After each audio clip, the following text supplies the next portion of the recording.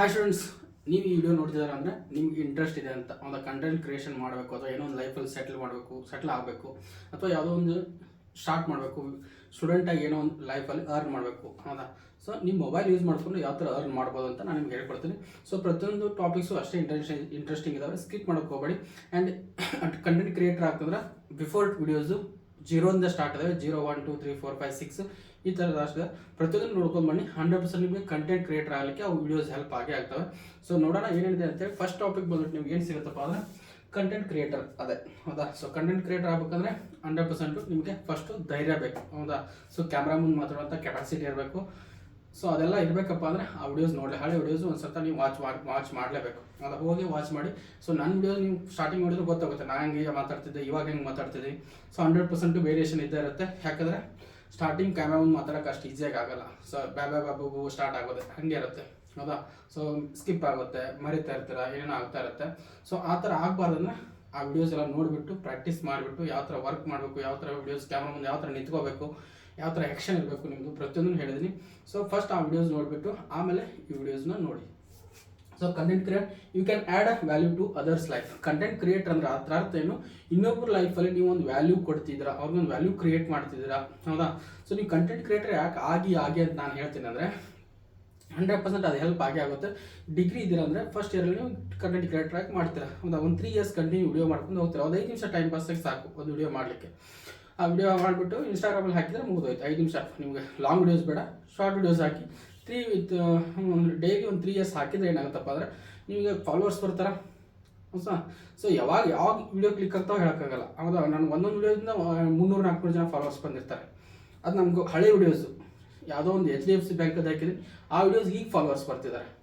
So ಯಾವಾಗ ಯಾವ video click ಆಗುತ್ತೆ ಹೇಳೋಕ್ಕಾಗಲ್ಲ. ಆ್ಯಂಡ್ ನಿಮ್ಮದು ಎಕ್ಸಾಂಪಲ್ ನೋಡ್ಬೇಕಾದ್ರೆ ಹೂವಿನ ಬಾಣದಂತೆ ಅವ್ರು ಎಲ್ಲಿದ್ದರು, ಯಾರಿಗೆ ಗೊತ್ತಿದ್ರು, ಸಡನ್ನಾಗಿ ಕ್ಲಿಕ್ ಆದರು. ಆ ಹಳೆ ವಿಡಿಯೋ ಯಾವಾಗಿಂದ ಮಾಡಿದ್ದೋ ಗೊತ್ತಿಲ್ಲ. ಸೊ ಆ ಥರ ವಿಡಿಯೋಸು ನೀವು ಲೈಫಲ್ಲಿ ಯಾವಾಗ ಕ್ಲಿಕ್ ಆಗ್ತಾ ಹೇಳೋಕ್ಕಾಗ ನೀವು ಕಂಟಿನ್ಯೂಸ್ ಆಗಿ ಕನ್ಸಿಸ್ಟೆನ್ಸಿ ಮೇಂಟೈನ್ ಮಾಡಿಬಿಟ್ಟು ಡೈಲಿ ವಿಡಿಯೋಸು ಅಪ್ಲೋಡ್ ಮಾಡ್ತಾ ಇರಬೇಕು. ಅವಾಗ ಮಾತ್ರ ನೀವು ಗ್ರೋ ಆಗ್ಲಿಕ್ಕೆ ಚಾನ್ಸ್ ಇದೆ. ಸೊ ಇವತ್ತು ವಿಡಿಯೋ ಹಾಕಿದ್ದು ನಾಳೆನೇ ಗ್ರೋ ಆಗ್ಬೋದು, ಹೇಳೋಕ್ಕಾಗಲ್ಲ. ನೀವು ಲಕ್ ಇದ್ರೆ ನಾಳೆನೇ ಕ್ಲಿಕ್ ಆಗ್ಬೋದು, ಇಲ್ಲ ಇನ್ನೊಂದು ವಾರ ಬಿಟ್ಟು ಕ್ಲಿಕ್ ಆಗ್ಬೋದು, ಇಲ್ಲ ಒಂದು ವರ್ಷ ಬಿಟ್ಟು ಕ್ಲಿಕ್ ಆಗ್ಬೋದು. 100% ನೀವು ಒಂದು ವರ್ಷ ಒಳಗಡೆ ಕ್ಲಿಕ್ ಆಗೇ ಆಗ್ತವೆ. ಯಾಕಂದ್ರೆ ಅಲ್ಗಾರಿದಮ್ ಅಷ್ಟು ಈಸಿಯಾಗಿರಲ್ಲ. ಒಂದು ವರ್ಷ ಆರಾಮ್ ನೀವು ಕಂಟಿನ್ಯೂ ಅಷ್ಟು ವಿಡಿಯೋ ಹಾಕಿದ್ರೆ ಅಂದರೆ 100% ವಿಡಿಯೋಸ್ ಕ್ಲಿಕ್ ಆಗೇ ಆಗ್ತವೆ. ಮಿನಿಮಮ್ ನೀವು ಒಂದು ವರ್ಷದಲ್ಲಿ ಡೈಲಿ ವಿಡಿಯೋಸ್ ಹಾಕ್ತಿದ್ದಾರೆ ಅಂದರೆ ಒಂದು 5,000-10,000 ಫಾಲೋವರ್ಸ್ ಅಂತೂ ಸಿಗ್ತಾರೆ.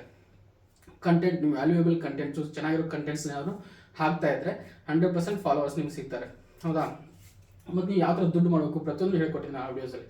ಫೇಸ್ಬುಕ್ ಯಾವ ಥರ ಯೂಸ್ ಮಾಡ್ಕೋಬೇಕು, ಇನ್ಸ್ಟಾಗ್ರಾಮ್ ಯಾವ ಥರ ಯೂಸ್ ಮಾಡ್ಕೋಬೇಕು, ಯೂಟ್ಯೂಬ್ ಯಾವ ಥರ ಯೂಸ್ ಮಾಡ್ಕೋಬೇಕು, ಯಾವ ಥರ ದುಡ್ಡು ಮಾಡ್ಬೋದು ಅದರಲ್ಲಿ, ಅದನ್ನೆಲ್ಲ ಹೇಳಿ ಹೋಗಿ ಆ ವಿಡಿಯೋಸ್ನ ಒಂದ್ಸಲ ವಾಚ್ ಮಾಡಿ ಕಂಟೆಂಟ್ ಕ್ರಿಯೇಟರ್ ಆಗ್ತೀನಿ ಅಂತ.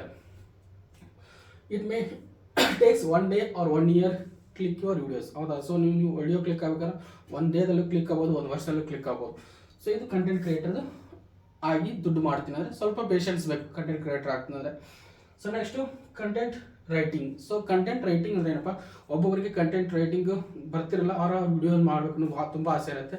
ಅವ್ರಿಗೆ ನೀವು ಕಂಟೆಂಟ್ ರೈಟ್ ಮಾಡಿ ಕೊಡ್ಬೋದು, ಅದಕ್ಕೆ ಜಸ್ಟ್ ಫೀಸ್ ಅಂತ ಮಾಡ್ಬೋದು. ಹೌದಾ? ಮನೆಯಲ್ಲೇ ಕೂತ್ಕೊಂಡು ನೀವು ಆ ಕಂಟೆಂಟ್ ರೈಟರ್ ಆಗ್ತಂದ್ರೆ ಸೊ ನೀವು ಆಲ್ಮೋಸ್ಟ್ ಸ್ಟಡಿ ಮಾಡಬೇಕು. ಹೌದಾ? ಸೊ ಸ್ಟಡಿ ಡೈಲಿ ಒಂದು 1/2 hour ಬೇರೆ ಯಾವ್ದಾದ್ರು ವಿಡಿಯೋಸ್ ನೋಡಬೇಕು. ಆ ವಿಡಿಯೋಸ್ ನೋಡಿಬಿಟ್ಟು ಕಂಟೆಂಟ್ ಕ್ರಿಯೇಟ್ ಮಾಡಿ ರೈಟ್ ಮಾಡಬೇಕು. ಆ ರೈಟ್ ಮಾಡಿ ಯಾರು ಕಂಟೆಂಟ್ ವಿಡಿಯೋಸ್ ಮಾಡ್ತಿರ್ತಾರಲ್ಲ ಅವರಿಗೆ ನೀವು ನನ್ನ ಹತ್ರ ಈ ಥರ ಕಂಟೆಂಟ್ ಇದೆ, ನೀವು ಇಷ್ಟು ಅಮೌಂಟ್ ಪೇ ಮಾಡಿದರೆ ನಾನು ನಿಮಗೆ ದುಡ್ಡು ಕೊಡ್ತೀನಿ. ನಾನು ವಿಡಿಯೋನ ನಿಮ್ಗೆ ಯಾವ ಥರ ಕಂಟೆಂಟ್ನ ಬರ್ದಿಲ್ಲ ಅದು ನಿಮ್ಗೆ ಕೊಡ್ತೀನಿ ಅಂದರೆ 100% ನಮಗೆ ಇಂತಿಷ್ಟೊಂದು ಪೇ ಮಾಡ್ತಾರೆ. ಈಗ ಸಿನಿಮಾದಲ್ಲೆಲ್ಲ ಬರೀತಾರಲ್ವ ಡೈರೆಕ್ಟರ್ಸು, ಆ ಥರ. ಸೊ ಅವ್ರಿಗೂ ಇಂತಿಷ್ಟು ದುಡ್ಡು ಅಂತ ಇರುತ್ತೆ, ಸ್ಕ್ರಿಪ್ಟ್ ರೈಟರ್ ಅಂತೇಳಿ. ಹೌದಾ? ಸೊ ಆ ಥರ ನೀವು ದುಡ್ಡು ಮಾಡ್ಬೋದು. ಸೊ ಇದು ಒಳ್ಳೆ ಚಾನ್ಸ್ ಇದ್ದಾವೆ, ಸ್ಕಿಪ್ ಮಾಡೋಕ್ಕೆ ಹೋಗಬೇಡಿ. ಸೊ ನೆಕ್ಸ್ಟ್ ಅಫಿಲಿಯೇಟ್ ಮಾರ್ಕೆಟಿಂಗ್ ಅಂದರೆ ಏನಪ್ಪ? ಸೊ ಅಫಿಲಿಯೇಟ್ ಮಾರ್ಕೆಟಿಂಗ್ ಅಂದರೆ ಯಾವುದೋ ಒಂದು ಪ್ರಾಡಕ್ಟ್ ಇರುತ್ತೆ, ಅಮೆಝಾನಲ್ಲಿ ಇರುತ್ತೆ, ಫ್ಲಿಪ್ಕಾರ್ಟಲ್ಲಿ ಇರುತ್ತೆ, ಅದನ್ನೇನು ಮಾಡ್ತೀರಾ ನೀವು ಬೈ ಮಾಡ್ತೀರಾ. ಹೆಂಗೋದ್ರು ನೀವು ಸ್ಟೂಡೆಂಟ್ ಇದ್ದೀರ ಅಂದರೆ ಏನೋ ಒಂದು ಪ್ರಾಡಕ್ಟ್ ತರಿಸಿರ್ತೀರ, ಆ ಪ್ರಾಡಕ್ಟ್ ತರಿಸೋದನ್ನ ವಿಡಿಯೋ ಮಾಡಿಬಿಟ್ಟು ಹಾಕಿ ಮುಗಿದೋಯ್ತಲ್ಲ. ನೀವು ಒಂದು ತಿಂಗಳು ಒಂದು 2-3 ಪ್ರಾಡಕ್ಟ್ ತರಿಸ್ತಾರೆ ಅಮೆಝಾನ್ ಫ್ಲಿಪ್ಕಾರ್ಟಲ್ಲಿ.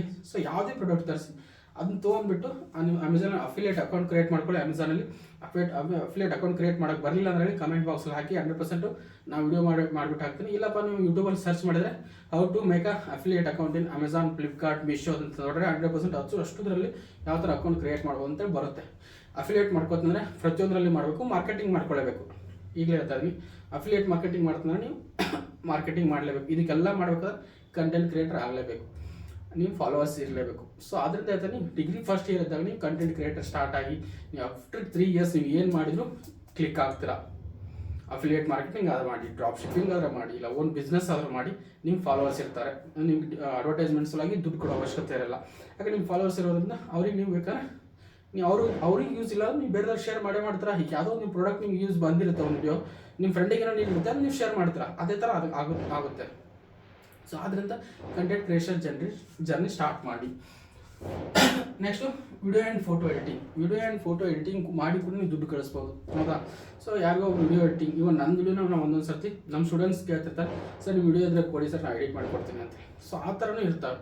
ಸೊ ವಿಡಿಯೋ ಎಡಿಟಿಂಗ್ ಅಂದರೆ ಏನಂತ, ಅವ್ರು ವಿಡಿಯೋ ಎಡಿಟಿಂಗ್ ಕಲ್ತಿರ್ತಾರೆ, ಅವ್ರಿಗೆ ಇಷ್ಟು ದುಡ್ಡು ಅಂತ ಪೇ ಮಾಡಿದ್ರೆ ನಿಮ್ಮ ವಿಡಿಯೋನ ಅವರು ಎಡಿಟ್ ಮಾಡಿ ಸ್ವಲ್ಪ ಚೆನ್ನಾಗಿರೋ AI ಯೂಸ್ ಮಾಡ್ಕೊಂಡು ಎಡಿಟ್ ಮಾಡ್ಕೊಳ್ತಾರೆ. ಆವಾಗ ನೀವು ಅವ್ರಿಗೆ ಇಂತಿಷ್ಟು ಪೇ ಅಂತ ಮಾಡಲೇಬೇಕು. ಸೊ ಇದೇ ಥರ ಮಾಡಿಬಿಟ್ಟು ವಿಡಿಯೋ ಎಡಿಟಿಂಗ್ ಮಾಡಿನೇ ಕಲಿತಾನೆ ಇರೋಕಡೆ ಎಷ್ಟೋ ದುಡ್ಡು ಮಾಡೋದು ತುಂಬ ಜನ ಇದ್ದಾರೆ. 20,000 30,000 ಕಾಲೇಜ್ ಲೈಫಲ್ಲಿ ವಿಡಿಯೋ ಎಡಿಟಿಂಗ್ ಕಲಿತು, ಹೌದಾ. ಕ್ಯಾಪ್ ಕಟ್ ಇದ್ದಾವೆ, ಅದನ್ನ ಕಲಿತು ಅದರಲ್ಲೆಲ್ಲ ಯಾವ ಥರ ಮಾಡೋದು ಸಿಕ್ಕಾಪಟ್ಟೆ ಆಪ್ಷನ್ ಸಿಗ್ತಾವೆ. ಈಗ ಕ್ಯಾಪ್ ಕಟ್ಟಲ್ಲಿ ಕಾಲೇಜಲ್ಲಿ ನೀವು ಓನಾಗಿ ಮಾಡ್ತಿರ್ತಾರೆ ಕ್ಯಾಪ್ ಕಟ್ಟಲ್ಲಿ.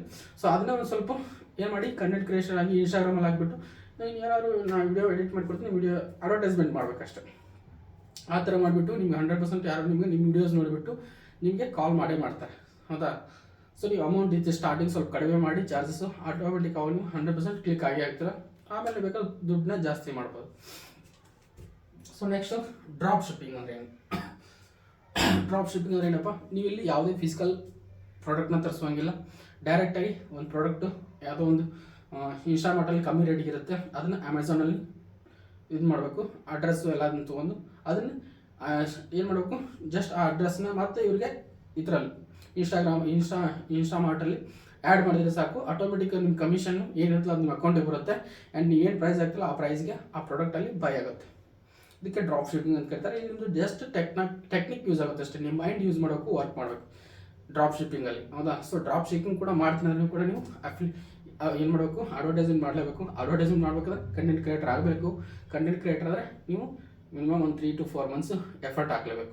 ಇಲ್ಲ ಯಾವುದೂ ನಿಮಗೆ ಅಷ್ಟು ಈಸಿಯಾಗಿ ಬರಲ್ಲ, ಎಫರ್ಟ್ ಹಾಕಿದರೆ ಮಾತ್ರ ಸಿಗೋದು, ಹೌದಾ. ಸೊ ಇಷ್ಟು. ಆಮೇಲೆ ಸ್ಕ್ರಿಪ್ಟ್ ರೈಟರ್, ನೀವು ಏನೋ ಸ್ಕ್ರಿಪ್ಟ್ ಬರೆದು ಅದನ್ನ ನೀವು ಸೆಲ್ ಮಾಡ್ಕೋಬೋದು. ಇಷ್ಟು ಐಡಿಯಾಸ್ ಇದಾವೆ.